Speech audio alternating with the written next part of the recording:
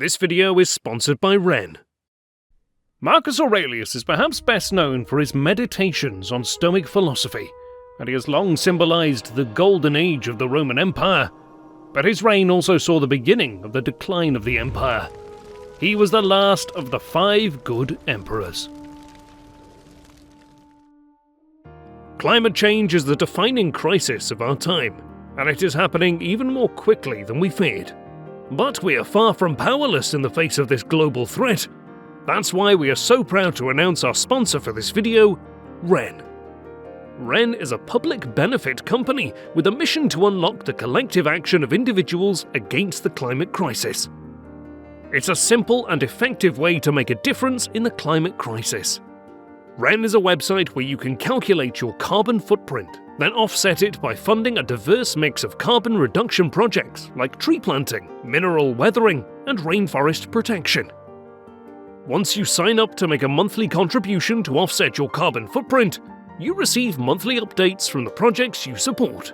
You get to see what your money is spent on, with photos and details on every tree planted, every acre reforested, every ton of carbon offset.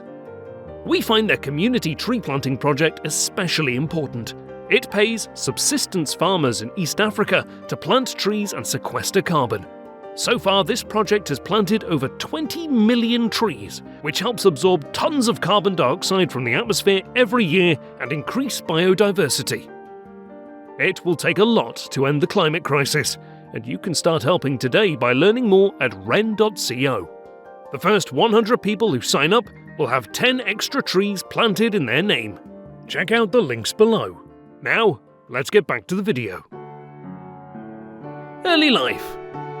Marcus Aurelius was born in 121 AD into a family that was part of the Anii gens, which was widespread throughout Italy and the provinces.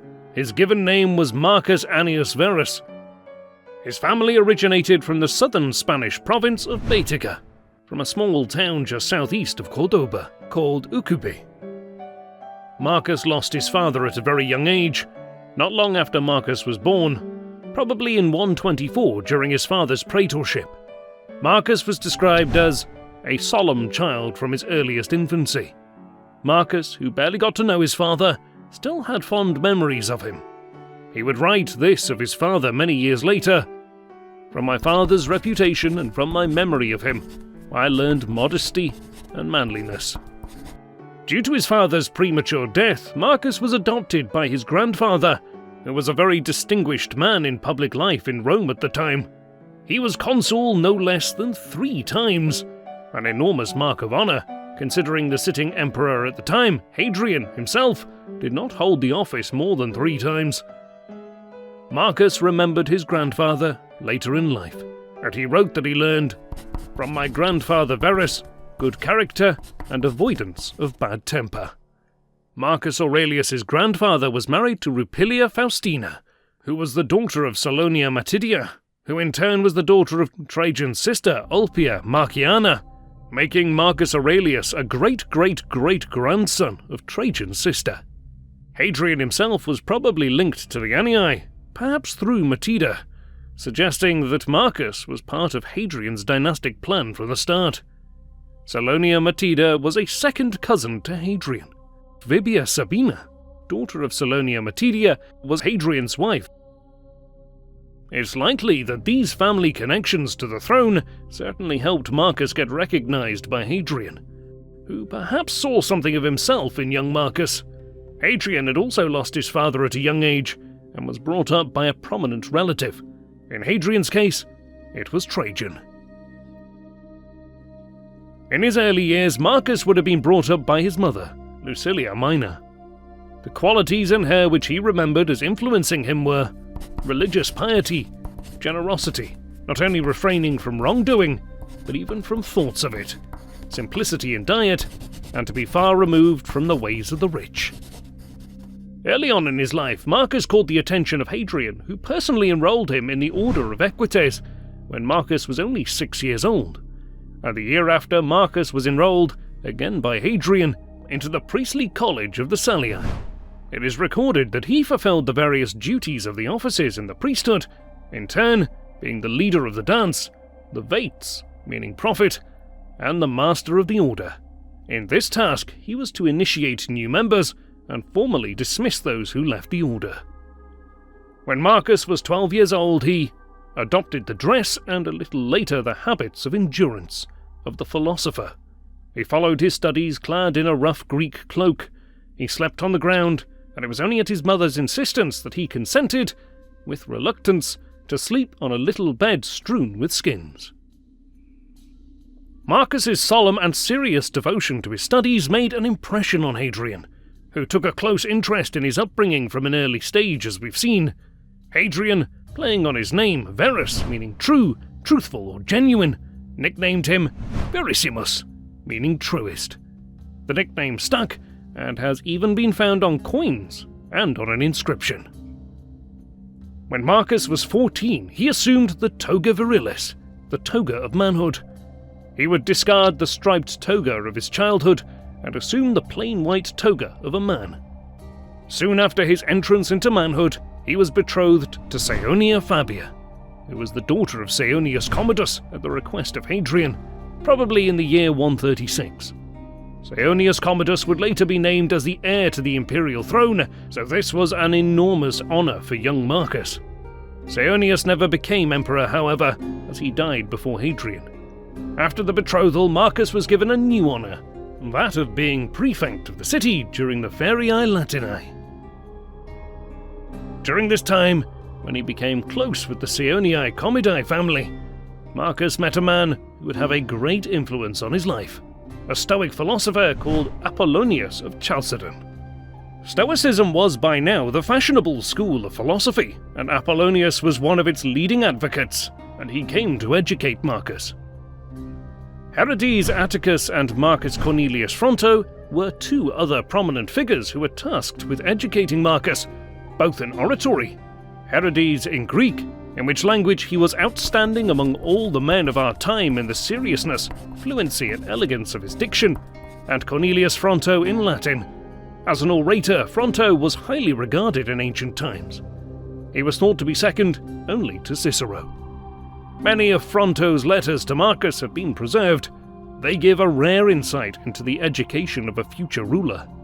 Fronto wrote a letter many years later that Marcus used to go about in public with too serious a face, and used to read books at the theatre or at banquets. The heir apparent. Marcus's aunt, Annia Galeria Faustina, was married to Antoninus.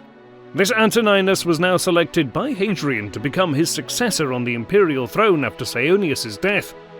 Antoninus was selected because he was noble, mild, tractable, and prudent, who is not young enough to do anything rash, or old enough to be neglectful.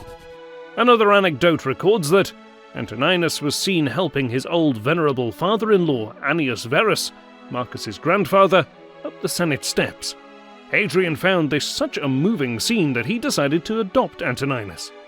This reminded onlookers of the legendary founder of the Roman race, Aeneas, who carried his father from the burning city of Troy. Pius Aeneas, as Virgil describes him, an epithet Antoninus would adopt upon his ascension to the purple. Antoninus was adopted on the condition that he in turn should adopt the surviving son of Saonius Commodus, Lucius, now only 7 years old, and Marcus. Marcus and Lucius were now set to become emperors after Antoninus' reign. Furthermore, Antoninus' daughter Faustina Minor was betrothed to Lucius at the request of Hadrian. Marcus and Lucius both changed their names upon their adoption into Antoninus' family. Marcus changed his name to Marcus Aurelius Antoninus, now commonly referred to as Marcus Aurelius. Lucius took the name Lucius Aurelius Verus, interestingly, taking the name Verus from Marcus's family, and not their adoptive father. Marcus would himself honour Lucius's family by naming his son, many years later, after Lucius's prior family name, Commodus. Hadrian requested in the Senate that Marcus should be exempt from the law which barred him from taking office as a quaestor before his 24th birthday, which was accepted. Marcus was only 17 years old at the time. Despite all this fortune, Marcus still showed the same respect to his relations as he had when he was an ordinary citizen, and he was as thrifty and careful of his possessions as he had been when he lived in a private household, and he was willing to act, speak, and think according to the principles of his father. Hadrian died soon after the adoption. He died in the presence of his adopted son on July the 10th, 138 AD. Almost immediately upon Hadrian's death, Antoninus approached Marcus to have him dissolve his betrothal to Saonia Fabia, in favour of his own daughter Faustina Minor. Faustina Minor was, through her mother, a first cousin to Marcus. Lucius was, however, already betrothed to Faustina at the behest of Hadrian. This was now dissolved. Faustina was only 8 or 9 at the time, so the marriage had to wait several years. Marcus and Faustina eventually married in 145. If Marcus would have kept his first betrothal to Saonia, there would be no Commodus. Towards the end of Hadrian's reign, he had become very unpopular with the Senate, so Antoninus had to fight to secure his deification. Antoninus also reverted some of Hadrian's most disliked decisions. This ascension of Antoninus was, in spite of the initial embarrassments over the treatment of Hadrian's memory, peaceful and stable. In 139, Antoninus took further steps to enhance the dignity of his nephew and elder adopted son. Marcus was designated as consul for 140, and Antoninus was to be his colleague. In 139, Marcus was already quaestor despite his young age. He acted as the emperor's own quaestor, and he would read the letters of the emperor to the Senate when Antoninus himself was not present. Marcus was the heir apparent at the time. He was head of the equestrian order, and with his consulship he also received the name Caesar. He was made a member of all 4 principal priestly colleges. An ordinary senator could not expect to belong to more than one of these colleges. At this time, Marcus took up residence in the house of Tiberius, the imperial palace on the Palatine Hill. In his meditations, Marcus wrote that Antoninus helped him to strip off all my pride and brought me to realize that one can live in a palace and yet not need bodyguards, embroidered uniforms, candelabra or statues carrying lamps, and things like that, all that goes with pomp and ceremony, but that one may live very nearly as a private citizen without thereby losing any dignity or being less active in the duties necessary for a prince on behalf of the state.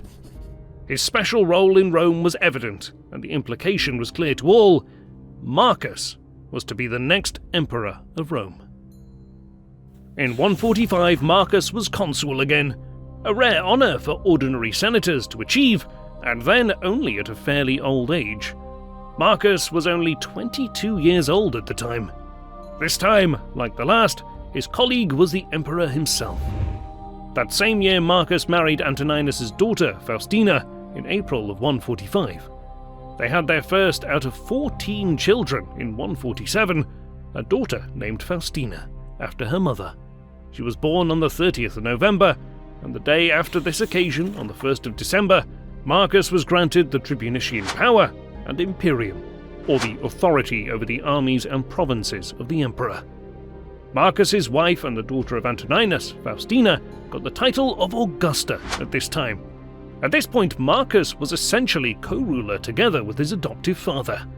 Marcus was allegedly only absent from Antoninus for 2 nights during the entire 23 years of his reign. As he was always together with Antoninus, Marcus was never sent abroad to the provinces or the army. In 149, they had twin boys, but they both died in infancy. In the following years, they had another daughter and named her Annia Aurelia Galeria Lucilla. She survived and would go on to marry Marcus's adoptive brother and the future emperor, Lucius Verus. Lucius took an unashamed pleasure in the circus and the gladiatorial games, unlike Marcus, who used to take a book along to mitigate his boredom. Little is heard of Lucius in these early years. In fact, he does not emerge into the fullest light until after Antoninus Pius's death, when some of his correspondence with Fronto is preserved. In 156, Antoninus Pius turned 70 years old, and as the emperor got older, no doubt Marcus played an increasingly important role in the running of the empire. In 160, Antoninus Pius may have been ill, but Marcus and Lucius were designated as joint consuls for the following year, perhaps a deliberate precaution. He finally succumbed after a short illness on the 7th of March 161 AD. Dio records that his passing was very sweet and like the softest sleep. A peaceful death for a peaceful man. His reign was surpassed in length only by that of Augustus before him. Antoninus reigned for 23 years. The new emperors. Marcus was now the sole ruler of the empire, but during his official recognition by the Senate, he refused to be made emperor, unless equal powers were conferred simultaneously on his brother, Lucius Verus. Marcus had made some show of reluctance to assume the burdens of empire. Whether this was genuine or not is impossible to know. Marcus had been groomed for the imperial throne by Hadrian decades earlier, so must have given the idea a great deal of thought beforehand. But his appointment of Lucius as his co-ruler might have been seen as Marcus's way of lightening his own task with an imperial partner. Fronto wrote a letter to Marcus. "Against your will you must put on the purple imperial cloak, not the philosopher's woolen cape." Marcus and Lucius's names were altered upon their ascension. Out of respect for Pius, Marcus adopted the surname Antoninus, becoming Imperator Caesar Marcus Aurelius Antoninus Augustus. Lucius gave up his name Commodus, and took instead the name which Marcus had borne from birth, Verus, becoming Imperator Caesar Lucius Aurelius Verus Augustus. For the first time in the Roman Empire, it was ruled by two emperors, an innovation, but an innovation with precedent. The Roman Republic had been ruled by the twin magistry of the consulate, and many emperors before Marcus and Lucius had shared power with a junior partner, Vespasian and Titus. And Marcus had shared much of the imperial power with Antoninus for the last 14 years of his reign, but never before had there been two equal emperors, equal in all powers, but not in auctoritas. Marcus was 10 years older than Lucius, had held the consulship more times, and shared imperial power with Antoninus. There was little doubt in men's minds which emperor was the senior, for now. The first act of the emperors, after the meeting of the Senate at which their powers and titles had been granted, was to go to the camp of the Praetorian Guard to secure their loyalty by a sizable donative, equivalent to several years' pay. In return, the Praetorian Guard swore allegiance, binding themselves with a military oath, sacramentum. Their second act as emperors was to arrange for the deification of their adoptive father and organize his funeral. A funeral pyre on the Campus Martius was erected, on which the body was burned in the presence of the leading dignitaries of the state. His ashes were laid to rest in Hadrian's mausoleum. A temple was built to honor the new deity on the Forum, the Temple of Antoninus and Faustina. It has survived somewhat intact as the Church of San Lorenzo in Miranda. A few months after their ascension, Marcus's wife gave birth to twin boys. During her pregnancy, she dreamed that she was giving birth to two serpents, and that one of them was fiercer than the other. She gave birth on the 31st of August, and the boys received the names of Aurelius Fulvus Antoninus and the future emperor, Lucius Aurelius Commodus, in honor of Pius and Lucius. The omens were favorable, except that their birthday was the same as that of the unbalanced emperor, Caligula. Trouble in the East. With the changing power in Rome, the Parthian Empire to the east was emboldened and launched an attack on the buffer state of Armenia to depose the Roman-friendly king and install a man more favourable to Parthian interests.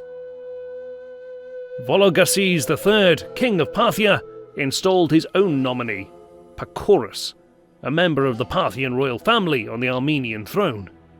This was a declaration of war against Rome.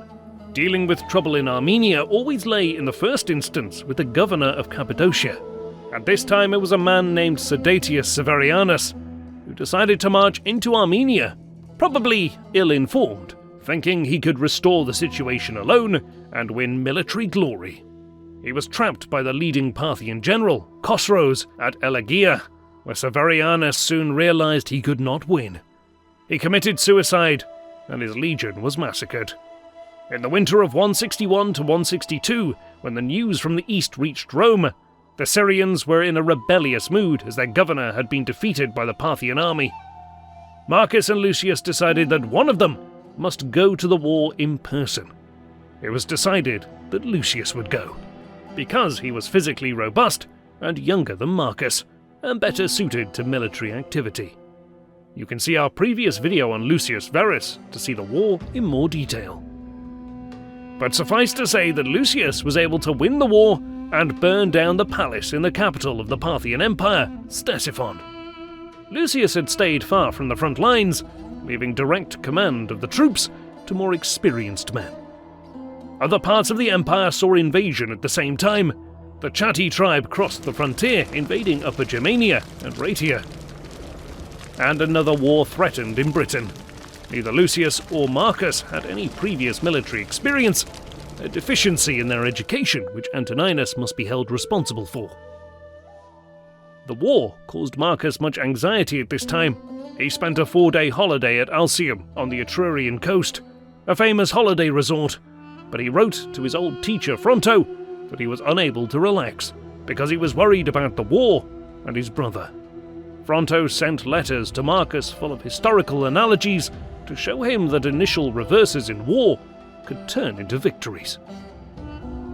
Marcus also introduced new measures to decrease corruption and inefficiency in the provinces. Many cities around the empire had a hard time filling the posts of local councils.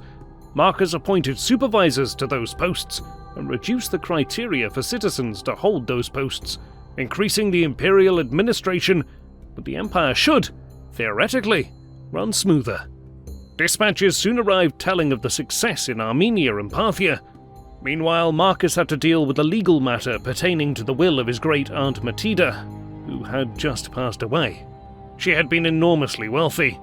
She was a rich, childless old woman who had attracted a horde of parasites, who had persuaded her to include them in codicils to her will. This created a complication, as it meant that more than 3/4 of her estate was now willed outside the family, which broke Roman law. But if Marcus pressed the claims of the family, he would seem greedy. Marcus was unable to make the decision, so he sent a letter to his brother and made him give the decision. In 166 AD, the Chinese annals recorded that in this year, ambassadors arrived from Rome to the Celestial Emperor and brought gifts. A gold medallion of Marcus has been found near Saigon. Although no Roman sources record this event, these ambassadors were probably not officially sanctioned by the emperors, but rather freelance traders from Alexandria. When the situation in the east was getting settled, and a new peace treaty with Parthia established, there were further troubling signs among the Germanic tribes across the Rhine. The Chatti tribe that had invaded Roman territories had burned down at least one frontier post. Central Europe was in turmoil, and a northern war could not be delayed much longer. Lucius soon returned to Rome, and he was greeted with all the due pomp required for a conquering hero. Marcus celebrated the triumph over Parthia together with his brother, and they both changed their titulature, adopting the names Armenicus, Parthicus Maximus, and Medicus. They also each received the title Pater Patriae, Father of the Fatherland. It is recorded that Lucius built a villa on the Via Claudia, where he indulged with enormous extravagance in orgies for many days, in company with his freedmen and friends of inferior rank in whose presence he felt no shame. In fact, he even invited Marcus, who came to show his brother his own way of life as worthy of respect and imitation.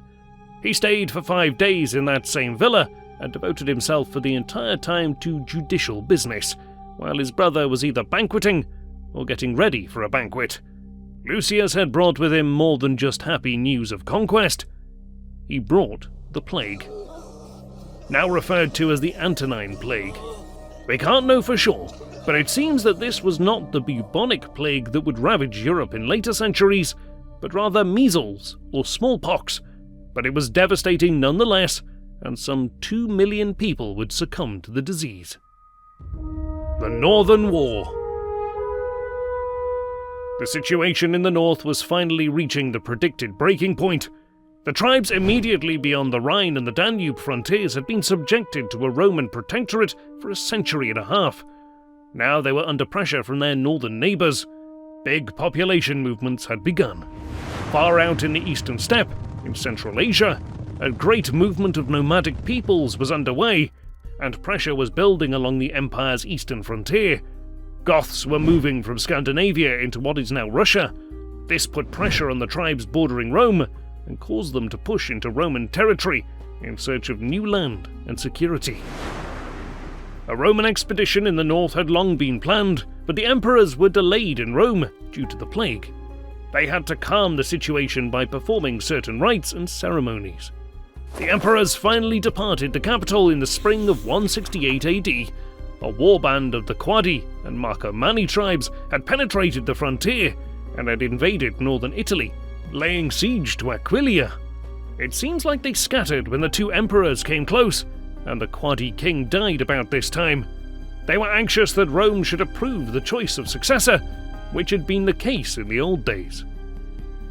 The emperors pressed on into the Pannonian provinces, which had seen the most pressure lately. They stayed at Carnuntum. The situation seemed to be under control. Marcus and Lucius moved back to Italy, heading for Rome. But outside Altinium in northern Italy, Lucius suffered a stroke and died 3 days after. Marcus returned to Rome with the body of his brother. The funeral was performed as soon as Marcus returned to Rome, and Lucius was deified. The plague would have greatly diminished the imperial revenues from taxes and estates, and troops who died from the disease had to be replaced. The 7th Claudia, stationed in Upper Moesia at Viminacium on the Upper Danube, recruited at least twice the normal annual intake of recruits in 169 to fill the posts of legionaries dead due to the plague.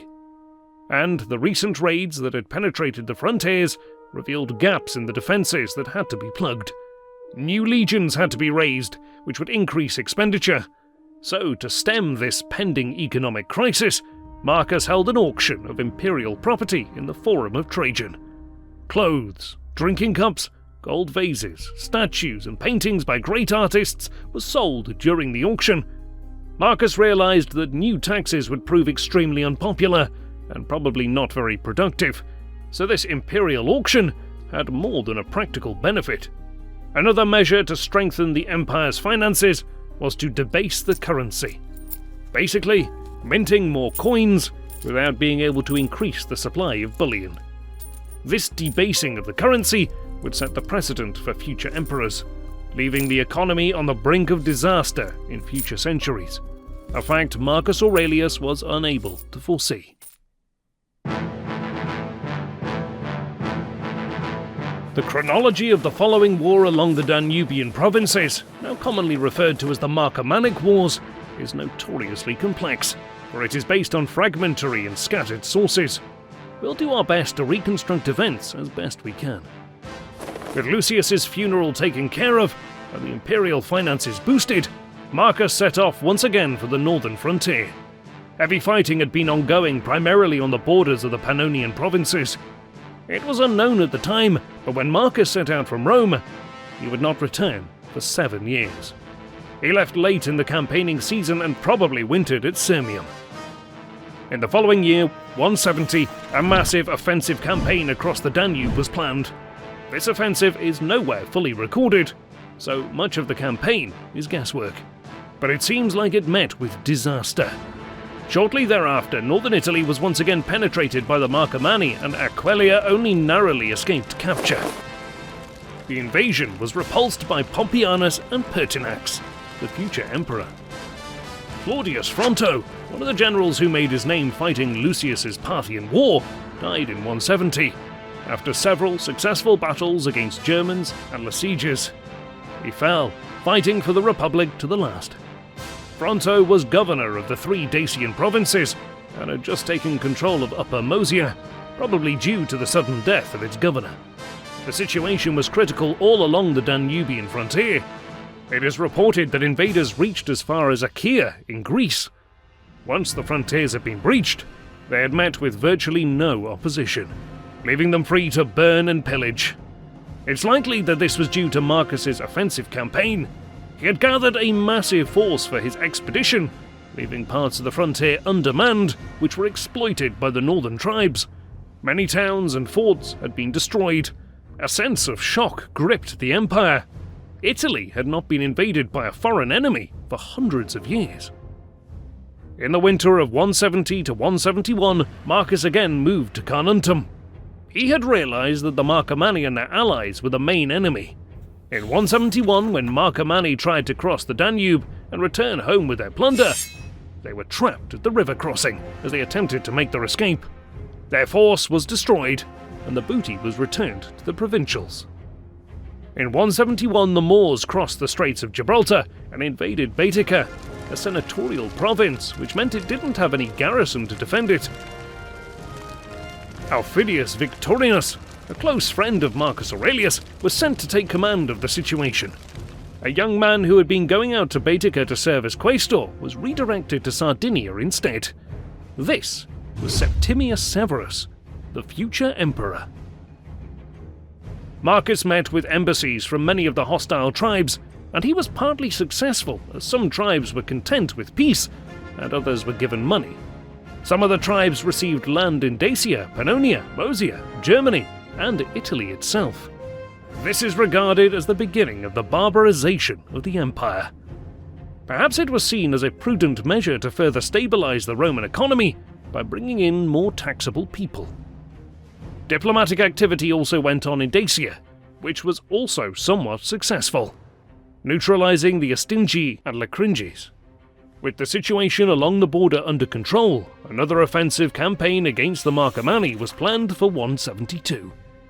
A massive column survives in Rome depicting the war in Piazza Colonna, just off the old Via Flaminia. The marble column is 100 Roman feet tall, perched atop a 40-foot pedestal, and crowned by a statue of the emperor. It's similar to Trajan's famous column, depicting his war in Dacia. We have a couple of peculiar details of this war. One recalls an event when the Romans were surrounded by the Quadi.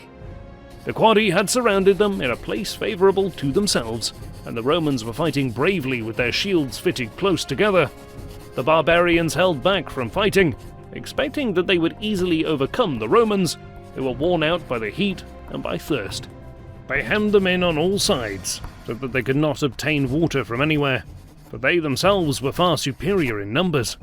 Consequently, the Romans were in a bad way, from their exhaustion, wounds, the sun, and their thirst, and could neither fight nor retreat, but were standing in line and in their positions, scorched by the heat, when suddenly a great many clouds rolled up, and a great downpour burst over them, not without the assistance of the gods.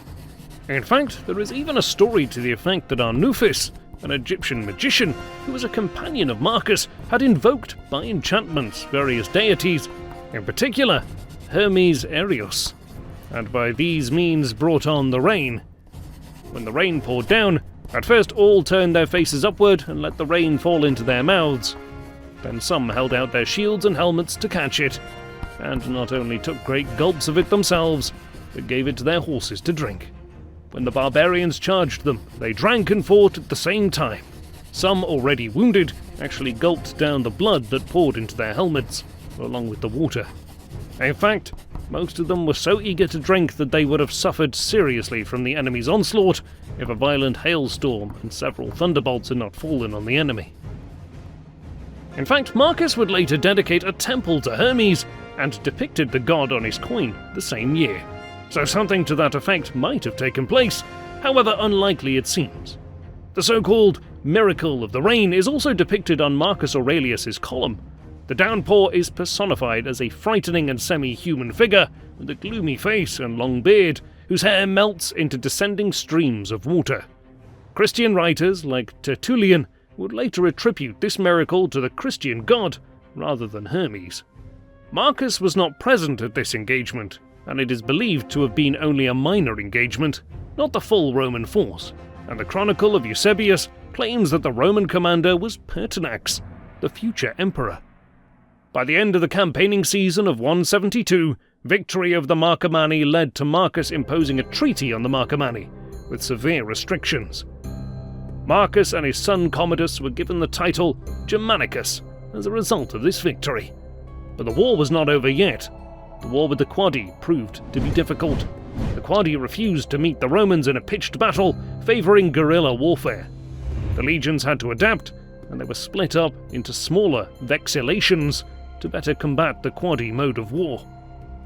In the year of 173, Didius Lullianus, another future emperor, repelled a Chatti invasion into Roman territories on the Rhine frontier. A massive revolt broke out in Egypt, and the Armenian king installed by Lucius Varus was expelled. Avidius Cassius, a general of Lucius's Parthian war and governor of Syria at the time, was given an extraordinary command of the east, similar to Lucius's power during the Parthian War, to deal with the trouble in the east. In the next year, 174, the Romans marched against the Quadi, whereupon the Quadi deposed their pro-Roman king, Firtius, who had been installed at the onset of the war, and installed his rival, Ariogassus, in his place. Marcus Aurelius refused to recognize him, and turning back, deposed and exiled him to Alexandria. By late 174, the subjugation of the Quadi was complete, and in typical Roman fashion, they were forced to surrender hostages and provide auxiliary contingents for the Roman army, and garrisons were installed throughout their territory. 20,000 men were stationed in forts in the territories of each of the Quadi and the Marcomanni. The next stage of Marcus's campaign was against the Sarmatian tribe, SYBS. Very little is known about this part of the campaign, but Cassius Dio reports a winter battle on the frozen Danube, which he regarded as something of a military curiosity, probably in the winter of 173 to 174. At some stage in the fighting of 174, the SYBS sued for peace, but it was refused.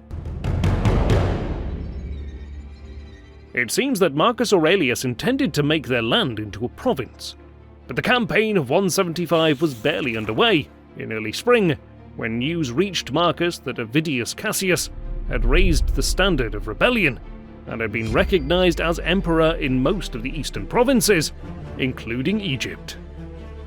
Cassius proclaimed himself emperor at the wish of Faustina, Marcus's wife, because, seeing that her husband had fallen ill, and she was expecting that he would die at any moment.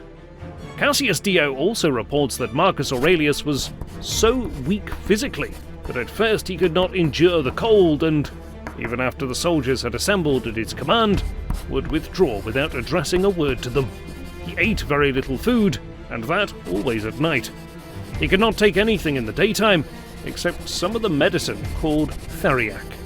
This he took not so much because he was afraid of anything, but because he was suffering from a chest and stomach condition. It is said that the practice of taking this drug enabled him to endure both this and other illnesses. This theriac is some sort of antidote, perhaps against being poisoned, but it contained opium. It was prescribed by his court physician Galen.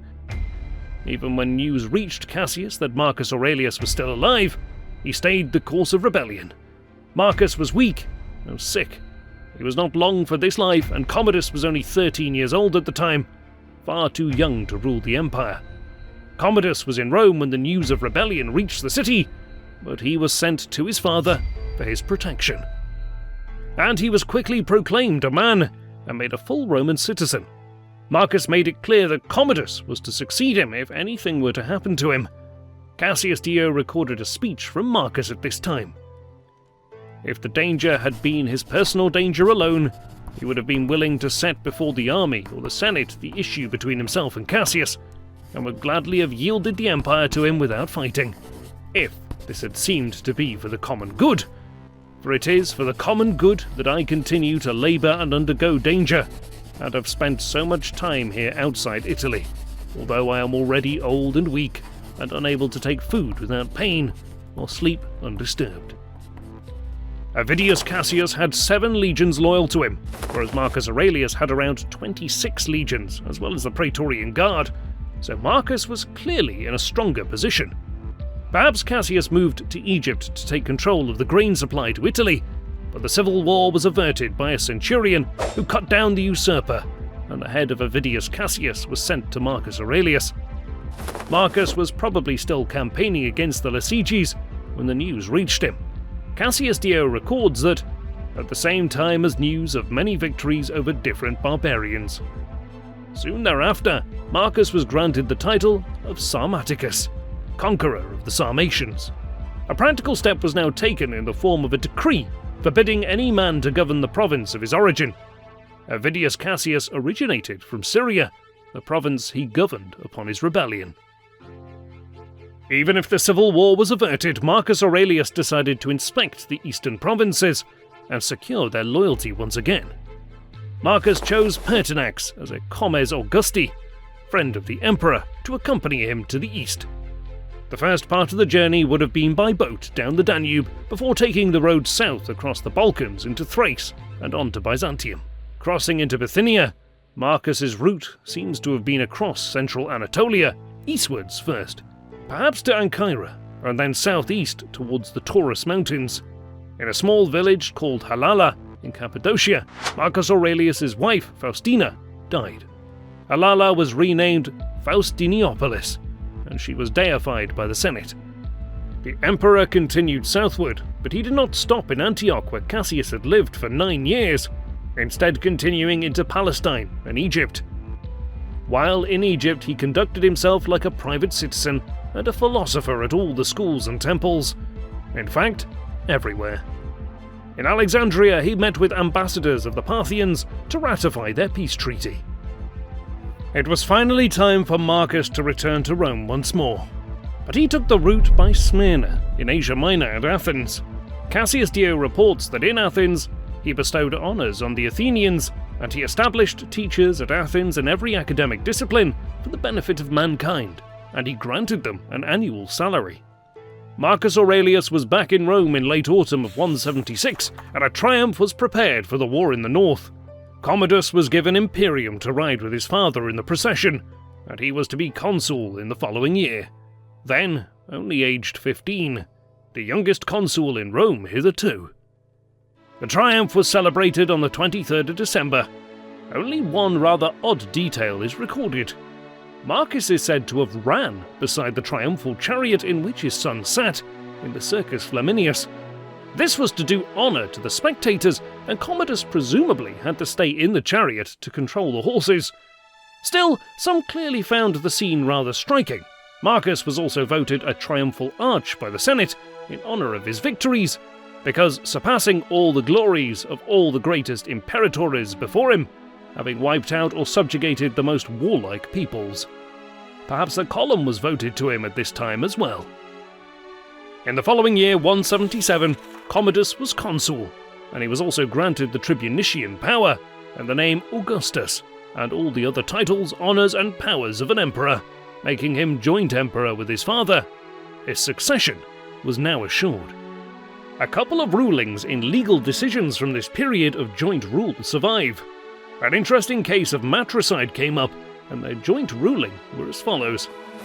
If you have ascertained that Aelius Prisius is so insane that he is permanently mad, and thus that he was incapable of reasoning when he killed his mother, and did not kill her with the pretense of being mad, you need not concern yourself with the question how he should be punished, as insanity itself is punishment enough. At the same time, he should be kept in close custody, and if you think it advisable, even kept in chains. This need not be done by way of punishment, so much as for his own and his neighbour's security. If, however, as often happens, he has intervals of sanity, you must investigate whether he committed his crime on one of these occasions, and thus has no claim to mercy on the grounds of mental infirmity. If this is so, refer the case to us, so that we may consider whether he should be punished in accordance with the enormity of the crime, if he did in fact commit it, in a rational interval. But since we learn by letter from you that his position in respect of place and treatment is such that he is in the hands of friends, even, in fact, confined to his own house, your proper course is to summon those in charge of him at the time, and to inquire how they were so remiss, and then to pronounce on each case separately, according as to whether there is any excuse or aggravation for their negligence. The object of keepers for the insane is not merely to stop them from harming themselves, but from destroying others. And if this happens, there is some justification for casting the blame for it on those who are somewhat negligent in their duties. This decision is very well thought out and reasoned, a measured decision. Marcus Aurelius cancelled all public debts, just like Hadrian had done decades earlier. This suggests that the economy was recovering after the plague and the expansive war in the north.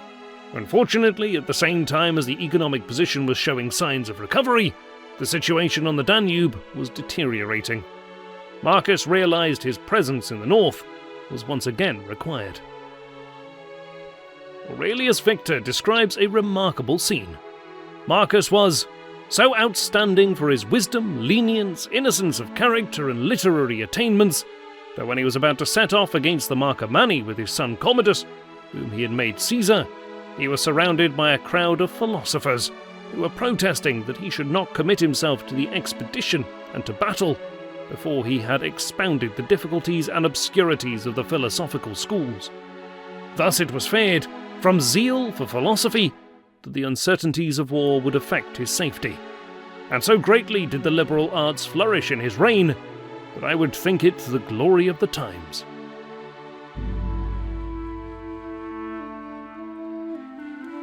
The two emperors left Rome on August 3rd, 178 AD for the Second German expedition. Marcus Aurelius, however, was never to return to the city. In the campaigning season of 179, supreme command in the field was assigned to Tarutienus Paternus, one of the two praetorian prefects, and it's recorded that he won a battle that lasted for a whole day, but it's not recorded against what tribe the battle was fought. Cassius Dio records that Thalassiges sent envoys and asked to be released from some of the terms they had agreed to. Some concessions were granted to them, so that they should not become completely disaffected. However, neither they nor the Buri were willing to ally themselves to the Romans until they had been given assurances by Marcus that he would definitely carry the war through to its conclusion, for they were afraid that he might make a treaty with the Quadi, as he had done before, and thus leave them with enemies on their borders. Thalassiges were released from many of the harshest parts of the peace treaty from 175. There was a massive Roman garrison in the land of the Quadi and Marcomanni since the previous war. Marcus Aurelius intended to make these lands into two new Roman provinces. But early in 180, Marcus fell seriously ill, and he stopped eating. When the army learnt of their emperor's serious condition, the men were deeply moved with grief, for they loved him as none other. On the seventh day his condition worsened, and only his son was allowed to see him. Marcus asked him not to regard the completion of the war as a task beneath his dignity. If he did this, it would seem like a betrayal of the interests of the empire. Then he sent Commodus away in fear that the disease would be passed on to him. On the eighth day, Marcus breathed his last breath. He died on March 17th, 180, aged 58. He had ruled the empire for 19 years. The exact cause of his death is not known, but the plague seems to be a strong contender, or perhaps cancer. However, Cassius Dio records that his death was intentionally caused by his doctors, as I have been plainly told, to gain favour with Commodus, and that Marcus knew his son to be in some way responsible. Marcus Aurelius had been an exemplary leader. In the judgment of his contemporaries, he had been the perfect emperor. The only fault against him is his selection of his heir. Modern historians praise his character, but are far less favourable because Marcus started trends that would eventually bring the empire to its knees. Firstly, his debasement of the currency, and secondly, the settlement of barbarians inside Roman territory. His reign saw the beginnings of a looming threat to Rome. Far out in the eastern steppe, in Central Asia, a great movement of nomadic peoples was underway, and pressure was building along the empire's eastern frontier. For the moment, though, the problem appeared to be containable, and the empire proceeded prosperously on its way. To the dead, praise means nothing, I need not say, and what is it to the living, except for some practical purpose? In a short space of time will come for you obliviousness of everything, and everything will be oblivious of you. Marcus Aurelius. Thanks so much for watching the video. If you liked it, please subscribe to not miss any of our future uploads. The next video in this series will be on Commodus.